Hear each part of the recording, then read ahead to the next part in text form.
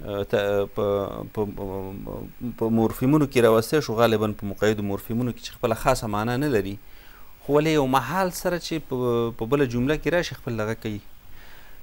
زه اوس مثلا دلته ته کښېنه، دا خصوصا په هغه دغه جملو کې راځي چې یو قید پکې وارد شي.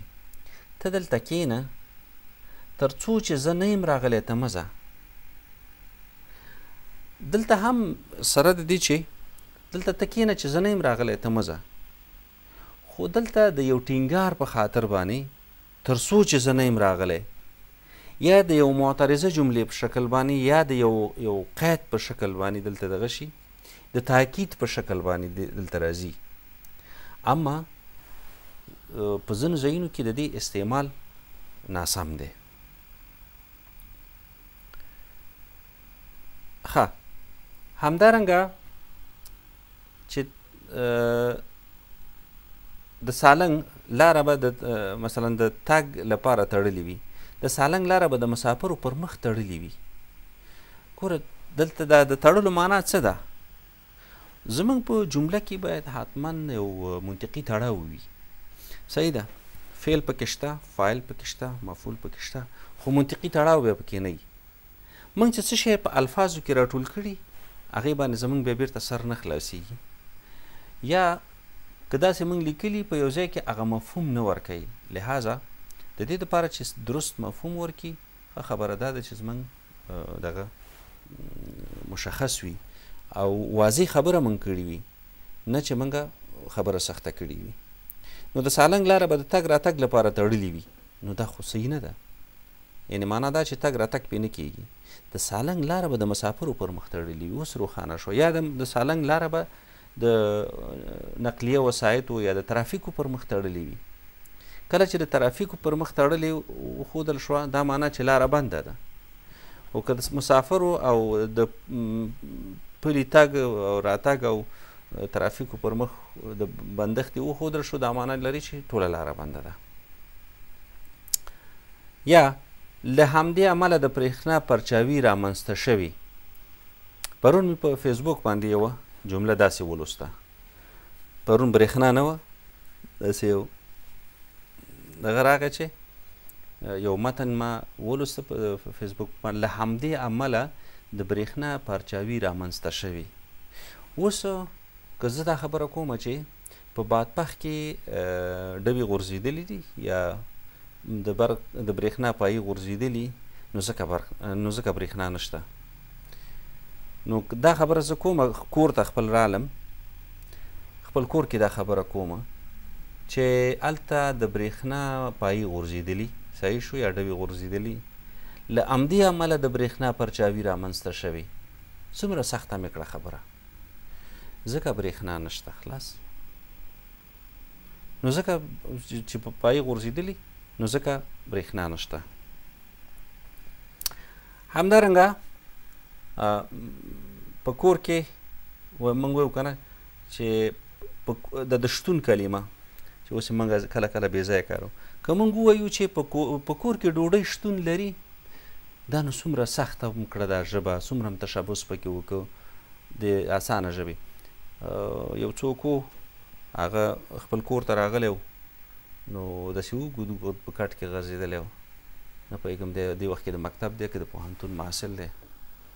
نو خپلې مور ته ویلي چې مورې، نو دی لکه چې د ساینس پوهنځي کې و یا کیمیا سره ډېره علاقه لرله، مورې لکه H2O خو راوړه. هغې ورته ویلي چې و بچیه دا H2O څه شی دی؟ زه خو پوه نه شوم دا څه وایې؟ ویل یاره مورې کیمیا دې ډېره کمزورې ده. نو موږ وایو چې که چېرته موږ داسې الفاظ کارو چې نور پرې نه پوهېږي، نو هغوی به راپورې ونه خاندي چې په کور کې ډوډۍ شتون لري که نه لري. نو دا خو زموږ ژبه نه ده. نو زموږ ژبه دا ده چې موږ وایو چې په کور کې ډوډۍ شته که نه. په کور کې د ډوډۍ شتهوالی او نشتوالی موږ ته په اسانه الفاظو پکار دی چې موږ پوښتنه کوو. په هر صورت دا بیلګې د دې لپاره دي چې ګڼې نورې بیلګې هم موږ لرو چې موږ یو سخت متن څنګه اسانولی شو. د دې لپاره ځینو لیکوالو خصوصا استاد صمیم د ګندهارا په مجله کې ډېرې لیکنې داسې وکړې، یا په هیله مجله کې چې هغه وخت کې خپرېدله پېښور نه، ډېرې لیکنې داسې وې چې هغوی به کولې او د ساده ژبې د لیکلو تلقیني کولو. ځینې خلکو داسې فکر کوي چې کنې استاذ ژبه سختۍ، خو نه، ما ته چې خپله معلومات دی هغوی ډېر اسانه لیکله، او دا کومو مثالونو ته چې ما دلته اشاره وکړه په همدغسې شکل باندې هغوی هم د ژبې دغه مثالونه راوړل.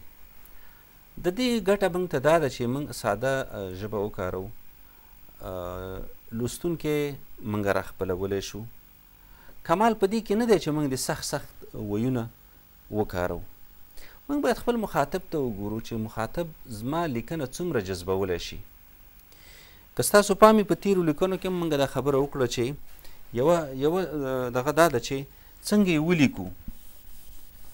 دلته چې د عملي بیلګې ما ذکر کړې، په اوله کې ما دلته ولیکل چې څنګه یې ولیکو. څنګه یې چې لیکو د دې عملي بیلګو، اول باید زمونږ پام خپل مخاطب ته وي چې زما مخاطب آیا دا څه شی چې زه وایم دا جذبولی شي که یې نشي جذبولی. که یې جذبولی شي دا ښه خبره ده، اما که یو شی نشي جذبولی دا ګرانه ده ورته. بل هغه نثرونه چې ساده لیکل شوي وي، د الفت صاحب نثر ولې خلک ډېر خوښوي؟ د هغه د نثر د خوښولو یو لامل دا ده چې د الفت صاحب نثر په ډېره اسانه او ساده ژبه لیکل شوی دی، که نثر دی او که نظم دی. کله چې د هغه نثر او نظم دواړه موږ ګورو موږ ته خوند راکوي. او د ډېرو لیکوالو دغه دا دی چې الفت صاحب چې شی لیکلی دی، وایي د نظم نه نثر کې ډېره ښه دغه دی، هغه د الفاظو ښه هماهنګي ده. نو زما مخاطب چې په څه شي خوشحالیږي، موږ او تاسو باید خپله لیکنه دومره وم نه غورځو، دومره لاندې هم نه کړو چې مخاطب بالکل هغه پرې نه پوهېږي بالکل، یا ډېره سطحي ورته معلومه شي. د هغه د راجګولو هڅه هم باید وکړو، هنر هم پکې وساتو، اما په ساده او هنري ژبه لیک کول دا زموږ لپاره ډېر په زړه پورې دي، یا زموږ لپاره ډېر ګټور دي.